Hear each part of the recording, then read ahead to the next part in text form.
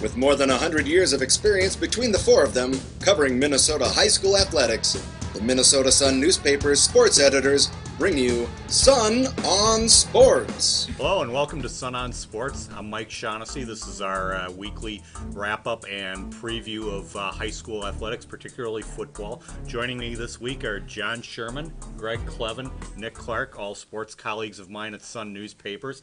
And cringing at what we say off camera is executive producer Greg Huff, who keeps the trains running on time here. Nick, again, a full slate of high school football this week in our coverage area. Yeah, and it kind of starts off as we usually do with the usual mix of late conference games.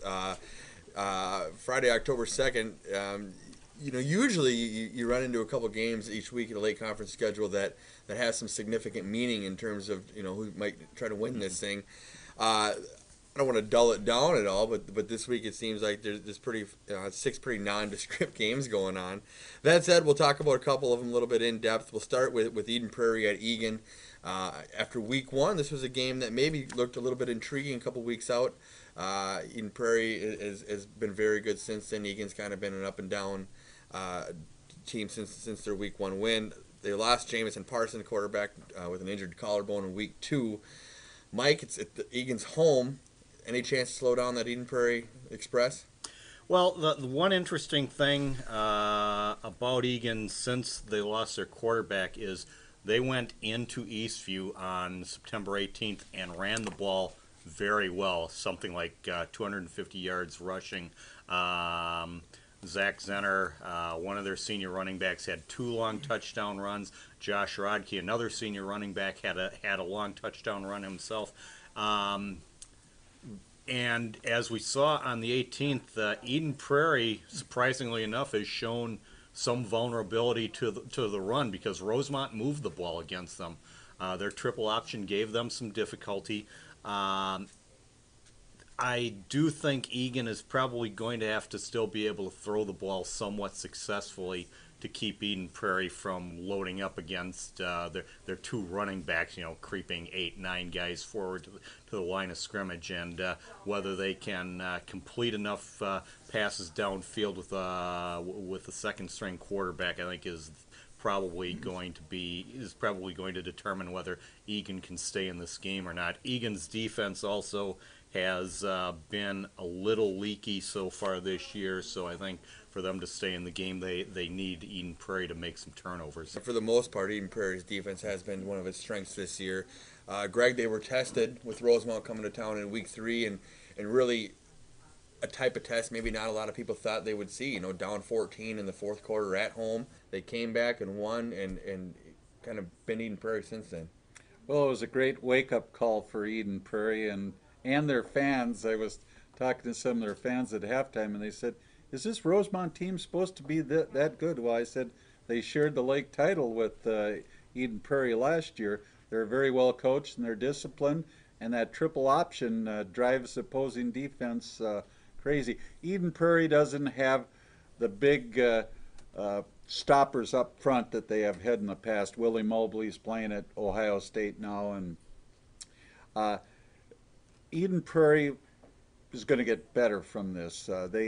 They had trouble moving the ball. I thought the offensive line for Eden Prairie was going to be so good, but I think it's one of those games where Rosemont didn't make any mistakes the first half.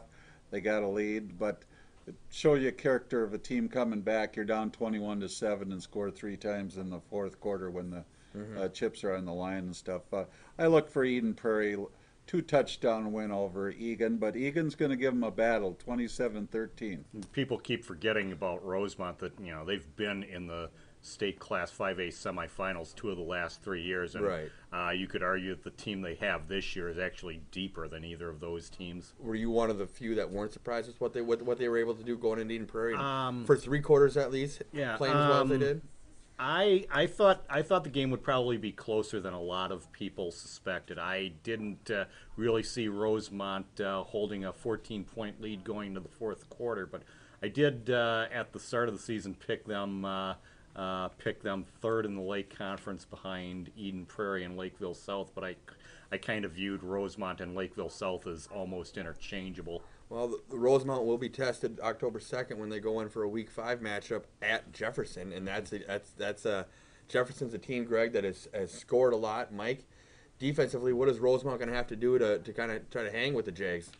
I really think that Jefferson's probably going to need to be able to throw the ball.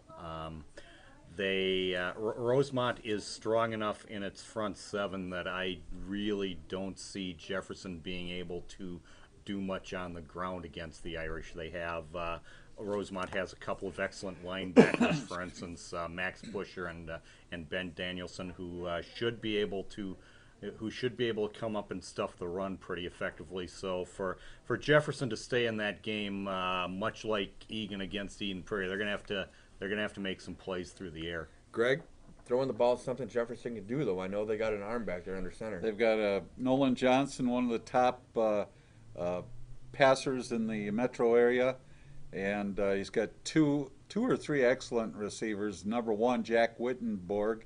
I believe he had 7 catches the other night. Then Marcus Alapate, younger brother of Moses Alapate, who's quarterback, probably a redshirt freshman quarterback at the University of Minnesota. And they could throw the ball. Question is, the defense is a little susceptible. Will Jefferson's passing attack be able to get on the field often enough to win this game? I say no. I think Rosemont can control the ball, chew up 6-7 minutes at a time. I look for about a 24-17 Rosemont win. Pretty much everybody except Chanhassen has been able to move the ball against Jefferson this year, so I don't really see why Rosemont wouldn't be able to move the ball and score some points.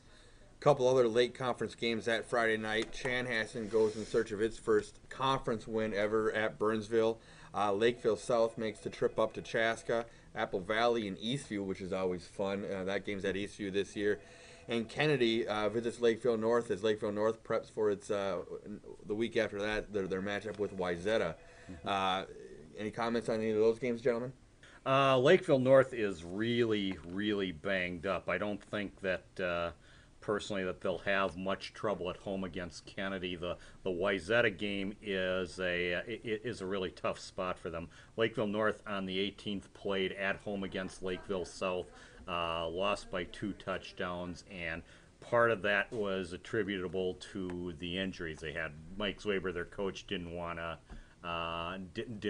to blame the injuries. Obviously, coaches don't like to do that, but when your starting quarterback goes down, you're missing a starting cornerback, you're missing a defensive lineman, you're missing, I believe, 3 other starters. That takes a toll. And a number of the quarterback, Chase Heichel, was supposed to be ready to play last Friday, and should be, assuming he doesn't re-injure his knee, should be in the lineup for the Kennedy game. But several of those other missing starters who did not play against Lakeville South, and if a Lakeville North kid is too injured to play against Lakeville South, you have to assume he's pretty badly banged up. Yeah. Several of those kids aren't expected back this season. That's a big rivalry game, as is that Apple Valley Eastview game. I know Eastview is a team that has a lot of expectations this year. Can Apple Valley go on there and try to hang with them?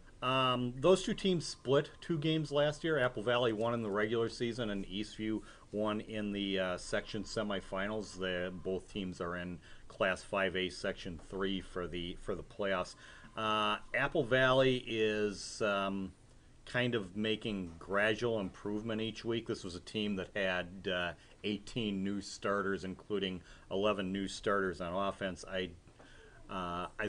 And even Mike Fritzy, their coach, mentioned at the start of the season that what's really going to be important to them is how well they're playing at the end of the season and going into the playoffs. I suspect that ECU probably has a few too many weapons for Apple Valley at this point in the season. If anything, Apple Valley are going there fired up. I mean, those kids, a lot of them live, within blocks of each other, so it's always fun. That's our look at Friday night's late conference games. We'll be back in a minute and take a look at what's going to happen that night in the Classic Lake Conference. Stay tuned for more Sun on Sports, your insider's guide to Minnesota high school athletics. For the scores and more, Tune in daily to mnsun.com/sports. And tune in every Saturday morning to Sun on Sports on AM 950, the voice of Minnesota.